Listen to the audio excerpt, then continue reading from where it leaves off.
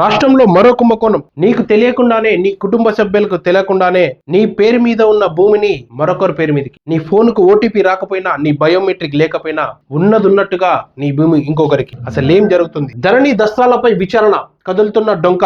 యాజమాన్య హక్కుల అక్రమ మార్పిడిపై కలెక్టర్ల సీరియస్, అనుమానితులకు నోటీసులు, దళారుల ప్రమేయంపైనే దృష్టి. ధరణి పోర్టల్ సాంకేతిక లోసుగులను ఆశగా చేసుకుని జరిగిన భూదందాపై విచారణ బృందం క్షేత్రస్థాయిలో తనిఖీలు ముమ్మరం చేసింది. అసలు ఏం జరుగుతుంది రాష్ట్రంలో దాదాపు 10,000 ఎకరాలకు పైన భూముల యాజమాన్య హక్కులను మార్చినట్లు ఇప్పటికే గుర్తించగా, ఈ అక్రమమైన పాత్రధారుల సూత్రధారులను గుర్తిస్తున్నారు. ముఖ్యంగా సంగారెడ్డి, సిద్దిపేట, మేడ్చల్, మల్కాజ్గిరి, రంగారెడ్డి, జయశంకర్, భూపాల్పల్లి జిల్లాల్లో ఇప్పటికే పలువురిని గుర్తించారు. తహసీల్దార్ ధరణి ఆపరేటర్లను ప్రశ్నించి అనుమానాలు బలపడిన చోట సంజాయిషి నోటీసులు జారీ చేస్తున్నారు. మరికొన్ని జిల్లాలలో మాత్రం మాజీ రెవెన్యూ ఉద్యోగులు, కొందరు రిటైర్డ్ ఉద్యోగులు, కొందరు దళారుల ప్రమేయం వెలుగు చూసినట్లు తెలుస్తుంది. మరికొన్ని జిల్లాలో భూ యజమానులకు తెలియకుండానే భూములు ఇతరుల పేర్లపైకి మారడం ఇప్పుడు రాష్ట్రంలో క్షేత్రస్థాయిలో కలకలం సృష్టిస్తుంది. మరి భూమి యజమాని సెల్ ఫోన్ కు ఓటీపీ రాకుండానే ఎలా సాధ్యం? మరి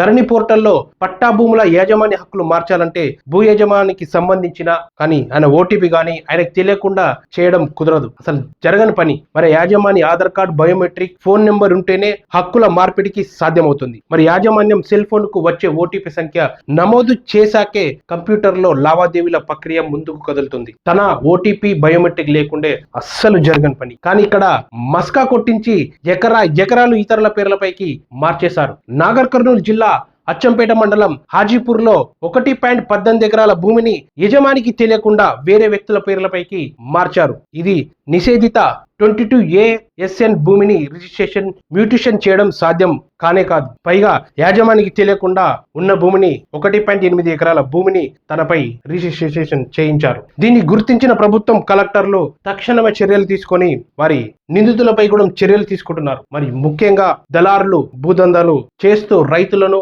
పట్టాదారులను మోసం చేస్తున్నారు. దీనిపై ప్రభుత్వం సీరియస్ గానే తీసుకొని కొందరిని సస్పెండ్ కూడా చేసింది. ముఖ్యంగా రైతులు, భూమి పట్టాదారులు జాగ్రత్త. ఒక్కసారి మీరు వెళ్ళి మీ భూమి మీ పేరు మీద ఉందా, లేక ఇంకెవరి పేరు మీద ఉందా, ఎవరి పేరు మీద మార్చేసారా, ఒక్కసారి చెక్ చేసుకోండి.